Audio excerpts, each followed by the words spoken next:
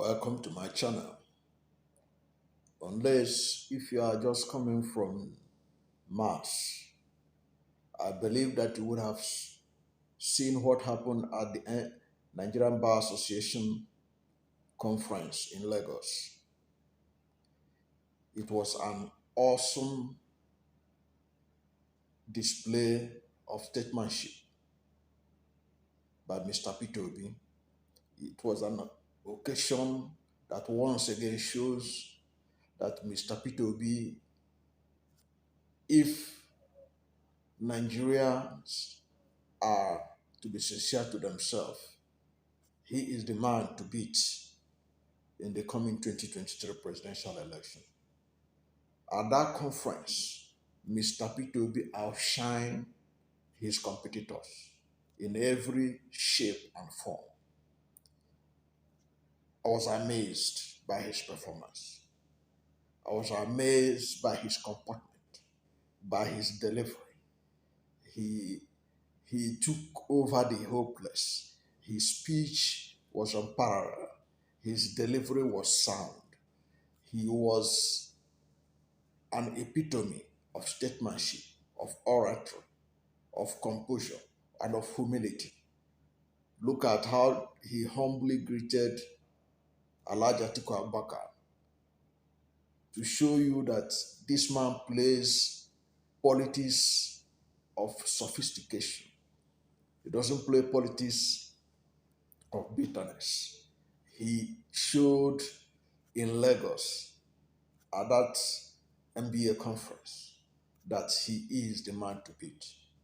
Compare his speech with the speeches of others. You discover that he is the man. Mr. P2B is the man. And no wonder his support keep on increasing every day. His support keep on rising every day, despite the naysayers. Look at what some of his competitors said, and look at what he said. You know that they are poles apart. Of course, the news was awash that Asiwaju Bola Tinubu, the presidential candidate of the All Progressive Congress, couldn't show up in an event that was done at his backyard. He couldn't appear there. It's a reminder to Nigerians of what is to come if Nigerians make the mistake of ever electing him to be president of this country.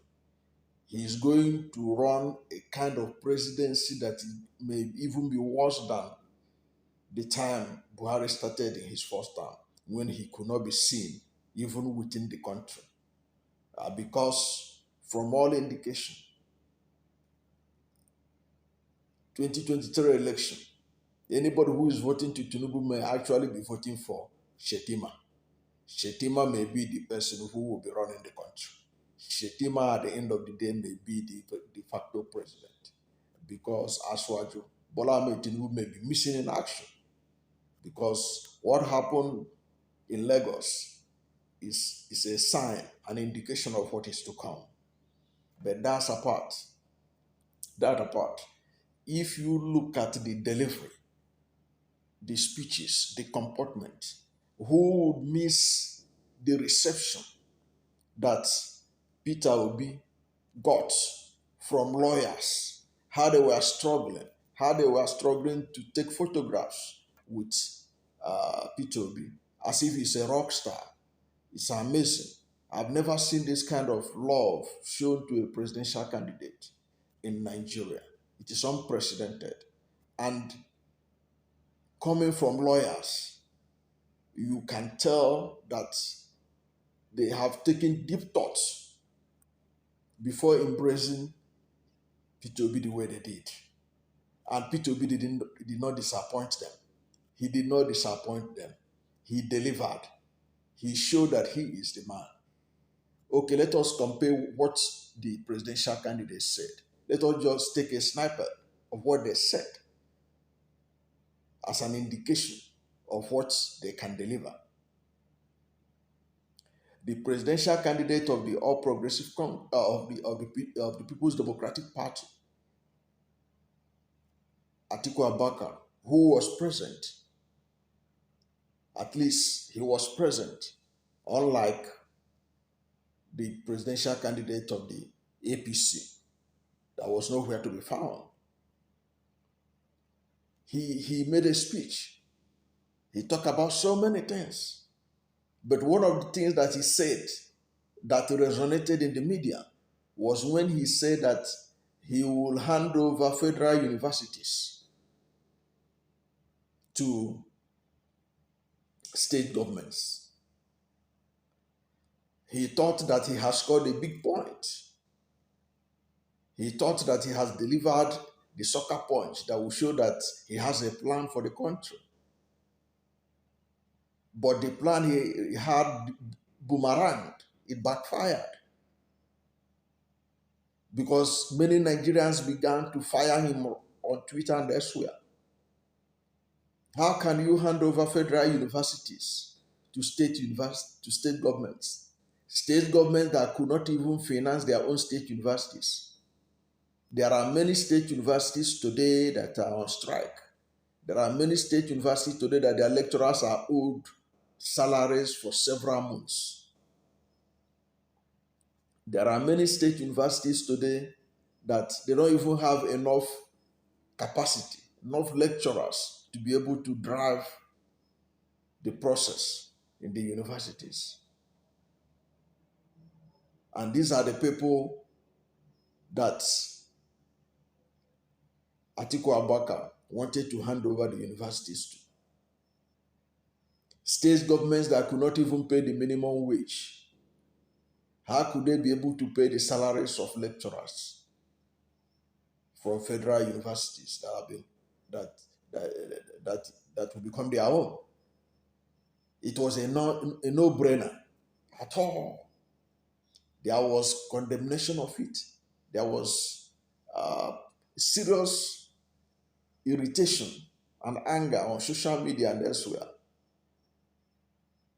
You know, like, as it is typical in Nigeria among politicians, because Atiku saw that there was a pushback, the next thing we heard is that Atiku turned around much later in the evening after the program had finished and the story was trending that he did not say so, that was not what he meant, that was not what he said, that he was being misquoted, was being quoted out of context. But when he said it, I can bet he believed that it will be an option to the problem of funding of universities. He thought he has found an easy way out of it by suggesting that states will take over federal universities that are located in their states. It was a no-brainer. It's not sustainable. It is not the best option to the paucity of funding facing our universities, which is one of the reasons why the universities have been on strike for several months now. So Atiku Abubakar, by his speech, by what he's presented, he showed that he didn't think it. He didn't take time to think about it enough. The implication, the ramification of handing over federal universities to states that cannot pay salary.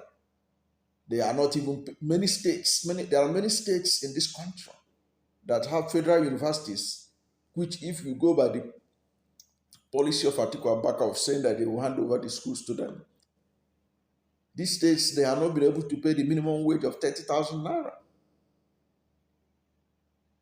There are many states in this country today, they pay salaries in percentages.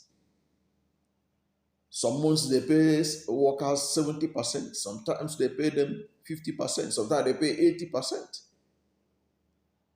Workers in those states that even run out of idea of how much they are being owed from the percentages that are being cut every month. And they don't know when they will be paid their full package. with the outstanding. These are the people that Atiku Abubakar is suggesting that they should hand over universities to. He need to go and do a lot of homework. Now, before I go into what Asiwaju Bola Tinubu said through his representative, the vice presidential candidate of APC, Kashim Shettima. If you are new to my channel and you have not yet subscribed to my channel, please subscribe to my channel. Hit the subscription button. Hit the notification bell. When you subscribe to my channel, anytime I have a new video, you'll be among the first to know. God bless you. Now let us look at the takeaway from the speech made by Shettima, the representative of Asiwaju Bola Tinubu. What he said that many papers took away from was that they are going to replicate the successes in Lagos and Borno nationwide. It was a ridiculous presentation, because if you look at Lagos and Borno, they represent some of the bad cases that we had in the country. What is it that Borno did under Shettima that will be replicated at national level? Is it the intolerance in Borno that led to the emergence of Boko Haram? Is that what are going to transfer from Borno and bring to the nation? What is it? Is it the high level of illiteracy out of school children that is Borno is known for? Insurgency that Borno is known for? What is it that you are bringing from Borno State? Borno that at a time, several local governments of Borno were under the occupation of Boko Haram. And right now, they are still being occupied. Many local governments are being occupied by Boko Haram, despite all the propaganda by the government media and by government spokespersons. Yes, even Senator Ndume, who is one of the senators from Borno, he said the only place that is safe in Borno right now is only Maiduguri City. Anything outside of it, you're on your own. Despite all the effort they are making to show people that life has returned to normal, many people have not gone back to their communities. And even those who have gone back to their community, their safety is not guaranteed. So what is it that Shettima is bringing from Borno to Abuja to distribute nationwide that he's talking about? Is it in terms of economic management? Is it in terms of what? Borno is basically dependent on federal government allocation. So what is it he's bringing? What is it that they are bringing from Borno that they want to share with the nation, with the country, as part of their exemplary leadership? Then you look at Lagos State. Lagos State, by virtue of its position, if Lagos State had been a democratic setting and they had not been under the stranglehold of Asiwaju Bola Tinubu since 1999, Lagos would have done better than it is right now. Despite everything they claim in the media, Lagos have been rated the worst city to live in the world. Perhaps they think that people are not aware of this. Is it in the terms of refuse dump, in terms of cleanliness, in terms of planning? In what way is Lagos going to be replicated nationwide?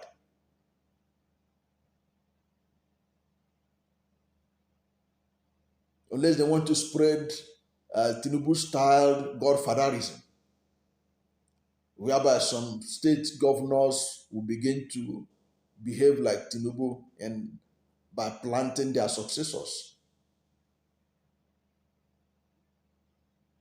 and having their states in their pockets like nickels and diamonds.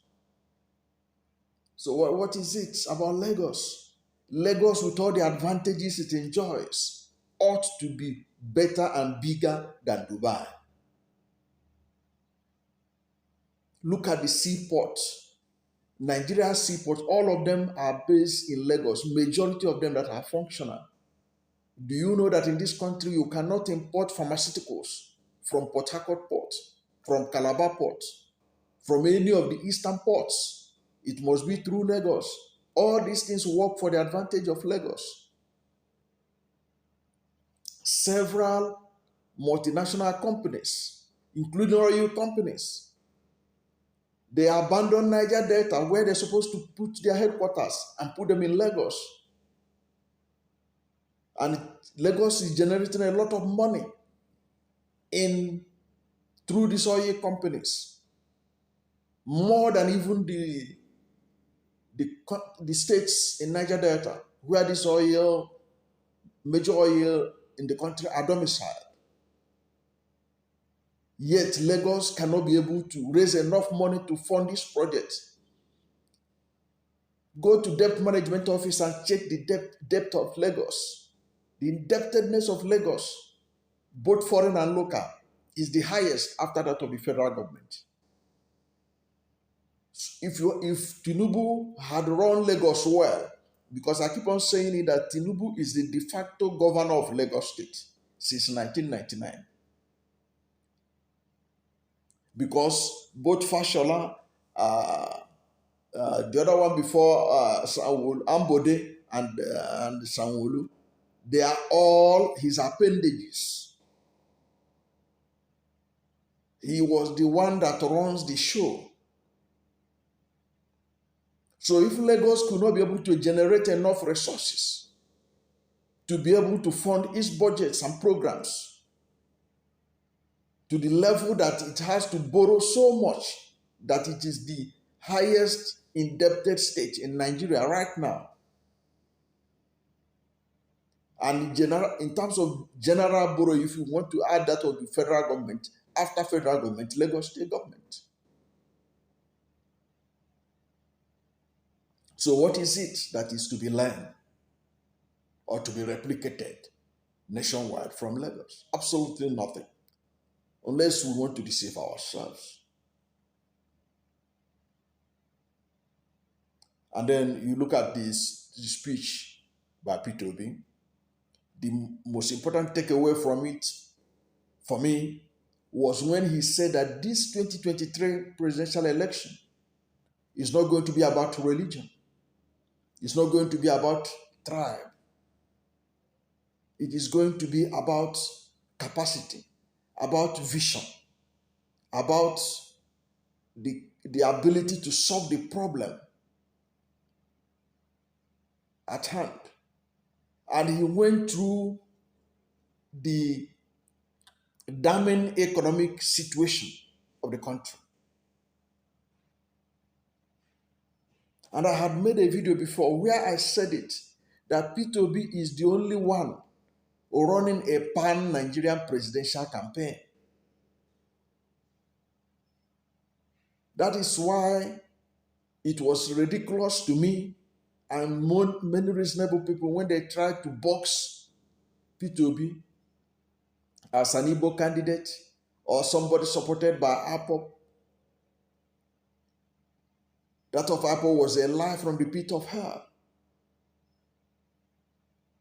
peterobi is a pan-Nigerian presidential candidate right now. And he showed it. Unlike Tinubu, that is using religion and ethnicity.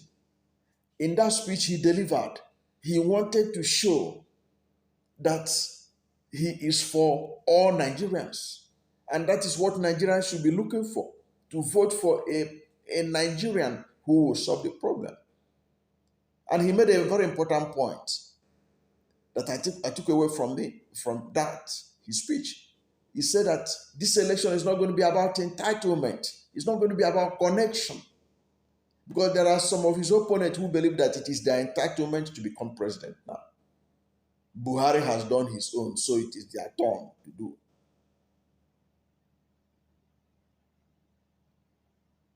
After Fulani has done, it is their own tribe to now do. Then there are those who felt that they are the only ones that had the capacity to win election. And I have said it, let us see how they win it. Atiku Abubakar scattered the zoning arrangement in PDP that ought to have zoned the presidency to southern Nigeria by coming up with the illogic that zoning has to be discarded, that they have to do it open, they have to declare the ticket open. Because what the PDP need is somebody who can win the election. Because what is important is to win the election.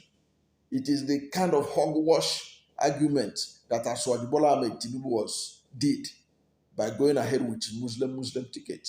Because what is important is to win the election. If you take a Muslim Christian ticket in APC, you can't win the election. And now it has, let us see how they win the election. Both Atiku and Asiwaju Bola Tinubu. And the decision they took is now hurting them. And the fallout of their mistakes and missteps is being benefited by peterobi. And many Nigerians are seeing him for what he rightly is. The face of a new Nigerian, which the Nigerian youths are trying to bring upon this country. Since the elders have failed woefully to move this country from underdevelopment to development. It's the NBA conference have supposed to open the eyes of Nigerians to know who their next president should be. It's an exciting moment for me. It's an exciting moment for I believe for most patriotic Nigerians who really desire a change for their country. peterobi stole the show at the conference. He showed that he is the man to beat in terms of capacity. The only thing that we have to keep on working on is to let Nigerians stand upon this word that peterobi said, that the election in 2023 is not about tribe, religion, connection, entitlement.